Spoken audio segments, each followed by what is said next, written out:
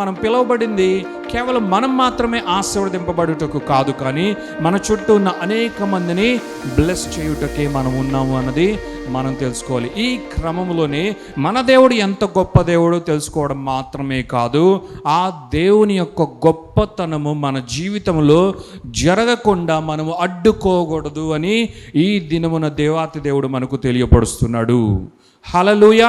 ఇంత limitless God అయిన మన దేవాతి దేవుడు ఆకాశమే సింహాసనముగా, పరలోకమే సింహాసనముగా, భూమి ఆయన పాదపీఠముగా చేసుకొనిన మన దేవాతి దేవుడు ఇంత భీకరుడుగా అయి ఉండగా, ఇంత లిమిట్లెస్గా అయి ఉండగా, ఆయన్ని ఈ సృష్టిలో ఒక్కరు మాత్రం, ఒక్క జాతి మాత్రము లిమిట్ పెట్టే ఒక స్థితిలో ఉన్నారు అన్నది మనం తెలుసుకోవాలి.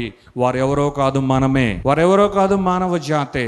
వారెవరో కాదు, ఈ లోకంలో ఉన్న అందరిని గురించి కూడా అనట్లేదు, కానీ ఆయన స్వరక్తం ఇచ్చి ప్రశస్త రక్తము చేత ఎవరినైతే ఆయన వెలపెట్టి కొన్నాడో, ఆయన శుద్ధి చేసి రక్షించాడో, ఆయన రాజ్యంలో చేర్చుకున్నాడో, ఆయన బిడ్డలమైన మనమే పలు పలు రకములుగా, పలు విధములుగా లిమిట్లెస్ గాడ్ని లిమిట్ చేస్తూ ఉన్నాము. అనగా పరిమితులే లేని మన దేవాతి దేవునికి హద్దులు వేస్తున్నాము. సరిహద్దులే లేని మన దేవాతి దేవుని అనేకమైన విషయాలలో నియంత్రిస్తూ ఉన్నాము.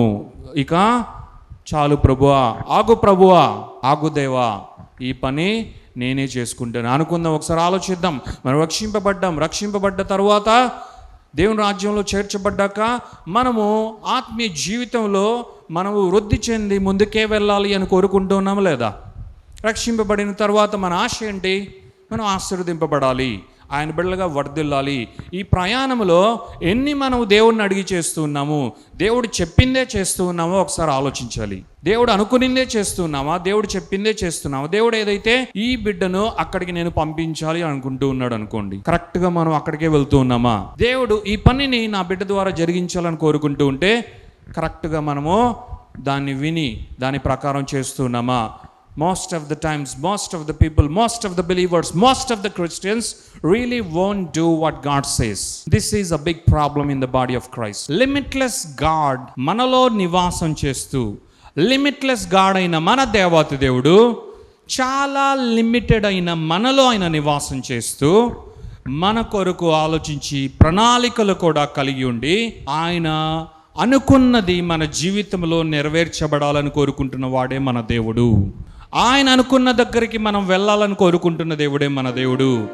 ఆయన అనుకున్న కార్యాలు, పనులు చేయాలని కోరుకుంటున్న దేవుడే మన దేవాతి దేవుడు. ఆయన ఏం కోరుకుంటున్నాడు మన జీవితంలో, అది మనము అనుమతిద్దాం. పరిమితులు లేకుండా, హద్దులు లేకుండా, ఆంక్షలు లేకుండా మన దేవుణ్ణి మనం ఆహ్వానిద్దాం మన జీవితంలోనికి. మన జీవితంలోని ప్రతి అణువణువునికి దేవాతి దేవుని ఆహ్వానిద్దాం. మీ చిత్తమే జరుగునుగాక ప్రభువా, మీకు ఇష్టమైనదే నా జీవితంలో జరుగునుగాక. హల్లెలూయా.